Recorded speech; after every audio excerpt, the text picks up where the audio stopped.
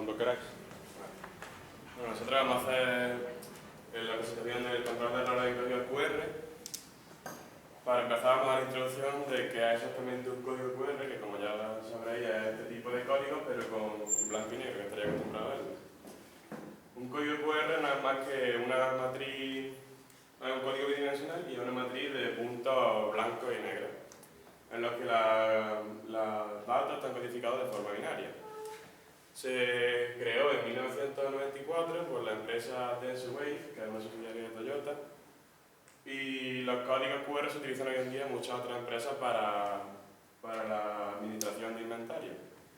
En cuanto a la estructura del código QR, podemos encontrar ciertos patrones, entre ellos está el Finder Pattern, que son estos tres cuadros negros que vemos en la esquina, que se utilizan para conocer exactamente la orientación del código QR y la forma de interpretar la cadena de bits. El Format Pattern, que es el que indica la información, el tipo de información que tiene el código QR, puede ser una cadena de texto, un URL. El Timing Pattern, que son las líneas azules que vemos, son una cadena de 1 y 0 que sirven para seguir la alineación de los Finder Patterns, de los cuadritos que hemos dicho antes. El Data es simplemente los datos en sí.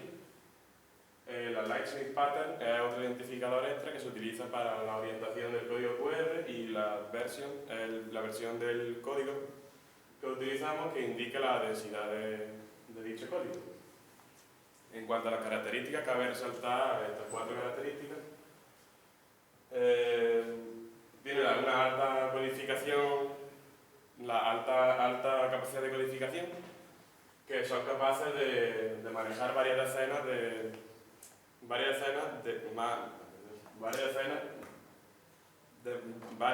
veces más información que los códigos de barras tradicionales.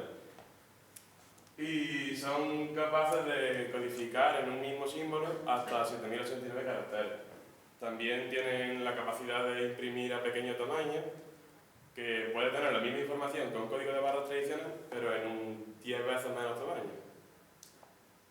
Y es resistente a suciedad y daño, que es capaz de restaurarse incluso cuando está dañado parcialmente o sucio, hasta un máximo de un 30%. Y es legible desde cualquier posición 360 grados, gracias a los 3 Finder Patterns que hemos hablado antes, los 3 cuadritos de la esquina. Y gracias a estos patrones se asegura una rápida legibilidad, una alta velocidad en la lectura. En cuanto a la corrección de los errores, se emplea codificación de errores basada en el algoritmo de Red Salomon, que se genera un conjunto de code word de corrección de errores, AFC, que se añaden a la información para aportar redundancia. Los algoritmos de Red Salomon permiten una corrección de errores a nivel de byte y son óptimos para los errores de ráfaga. Tenemos 4 niveles de corrección de errores que se indican por las letras L, M, H y Q. El primer nivel es low, que es capaz de corregir hasta el 7% de los códigos de datos de un símbolo. El medium es capaz de corregir el 15% de estos códigos de datos. El quality el 25% y el high es capaz de corregir el 30% de los códigos de datos. Y debido al diseño de este algoritmo y el uso de code word de 8 bits de los símbolos, pues un bloque individual no puede tener más de 255 code word de longitud, lo que hace que sea necesario dividir un bloque en diferentes mensajes y se aplica dicho algoritmo a cada code word de cada bloque. En cada bloque tenemos code word de datos y code word de corrección de errores. Y en esta tabla se muestra el número de bloques de code word de datos y para cada bloque la versión y el nivel de corrección. Tenemos aquí la versión 1, las diferentes versiones, hay 40 versiones que hemos puesto solamente 26. El número de code word que tiene la versión y ahora en cada nivel de corrección de errores la cantidad de CC, el bloque y en estos diferentes números tenemos la total de code word del bloque, los code word de datos y la capacidad de corrección Y para mejorar la eficiencia de estos algoritmos, los códigos de datos se entremezclan entre sí secuencialmente por bloques para que no haya, como vimos en clase, para que no haya una propagación del error. Los FC se encuentran a continuación de los códigos de datos, que también se mezclan, se entrelazan por bloques, y cada símbolo se denomina, tiene su nombre por el número, la versión del código QR, y la letra es del nivel de corrección, como hemos visto antes, Q de quality, low, high, y 17, la versión 17, etc. Como es lógico, mayor corrección de errores, menor capacidad de datos tiene el símbolo. Y el M es el nivel de corrección más empleado, y el Q y el H se emplean normalmente en entornos industriales. Gracias a estos algoritmos de corrección de errores, pues podemos hacer voluntariamente un error en el código para así poder utilizarlo para cambiar los colores a lo mejor, porque se pueden poner errores voluntarios queriendo para poder hacer dibujos en el código QR que quede comercial. Y después se puede decodificar correctamente porque estos algoritmos lo permiten. Y en cuanto al código QR, tiene información de formato e información de versión. En cuanto a la información de formato, hay una secuencia de módulos, bits, de 15 bits, en los cuales 5 contienen datos y 10 contienen una corrección de errores para estos 5 datos. De los 5 bits de datos, 2 de ellos indican el modo de la capacidad de corrección, lo que hemos visto antes, L, M, Q y H, y las otras 3 indican el patrón de la máscara que se va a utilizar. Y una vez calculados los 15 bits de datos, se utiliza la operación lógica de esquivar con este patrón para evitar que haya así una secuencia entera de cero. Y esta información se puede multiplicada ya que es esencial a la hora de verificar la información. Y en cuanto a la información de versión, solo se aplica a las versiones 7 o superiores y está compuesto por 18 bits, de los cuales los 6 primeros son de datos y los otros 12 son de corrección de errores, los 6 primeros. Los 6 bits de datos codifican la versión del símbolo, la codificación del símbolo con el bit más significativo primero. Y en este caso no es necesario enmascarar porque no hay ningún caso que se dé en el que toda secuencia sea de cero.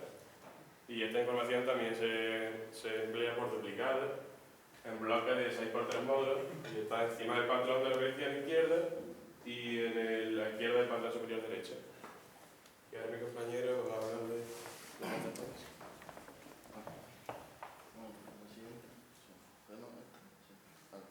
Yo voy a hablaros más de lo que sería el QR, de lo que sería el QR por dentro. O sea, el QR en sí se denomina símbolo, que está formado por los cuadraditos negro y blanco que se llamarían módulos. Los negros representarían el 0 binario y los blancos el 1. Después distinguiríamos como dos zonas, la zona de los patrones de funcionamiento y la de los procesos y datos de codificación. En la de los patrones de funcionamiento distinguimos 4, que son los localizadores, los temporizadores, los separadores y los de... ¿Cuáles son los localizadores, temporizadores, separadores? Bueno, es que lo último... Los alineamientos. Los localizadores sirven para poder escanear el código, ya sea en posición vertical, horizontal, o sea, para saber cómo estaría colocado el código. Los de alineamiento nos dicen las coordenadas de los demás módulos. Los temporizadores nos permiten resincronizar los datos por si ha habido algún ruido o alguna distorsión que no nos permita leerlo correctamente. Y los separadores son los más simples, nos permite distinguir un módulo de otro. Los datos de los QR van agrupados en grupos de 8 denominados codewords. Estos datos en la región de codificación servirían para los procesos de codificación, etc. Y dentro de la región de codificación tendríamos la información de versión, la información de formato. La de versión, como su nombre indica, nos dice la versión del QR, En la de formato nos dice los procesos a seguir para decodificarlo, etc. Vale, la colocación de los patrones viene predeterminada en la mayoría de los casos, menos en el de alineamiento, que depende de la versión. Los de localización van en tres esquinas, en las dos superiores y la inferior izquierda. Después, los temporizadores se colocan en la fila y en la columna 6 de lo que sería la matriz que se forma con el QR, y los separadores no tienen un orden específico, ya que sirven para separar los demás patrones.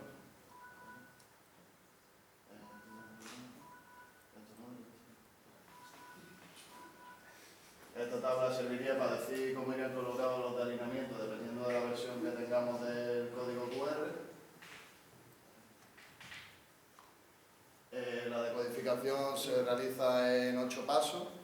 El primero, obtener la imagen y de ella la matriz de 0 y 1. La segunda, leer la información de formato. El tercero, la de versión, de donde sacamos el tamaño en módulos del símbolo.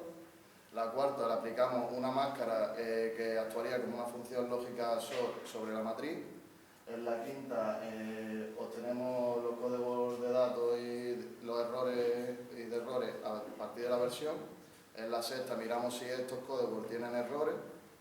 En la séptima, lo dividimos en segmentos, los códigos, dependiendo de las instrucciones que se nos den. Y en la octava, se decodifica y se concatenan los códigos para obtener la cadena original. Las aplicaciones de los códigos QR cada día se van aplicando a más cosas, pero por ejemplo hoy en día las empresas de viaje lo utilizan, empresas de conciertos por ejemplo, para la entrada, etc. Y por último sería...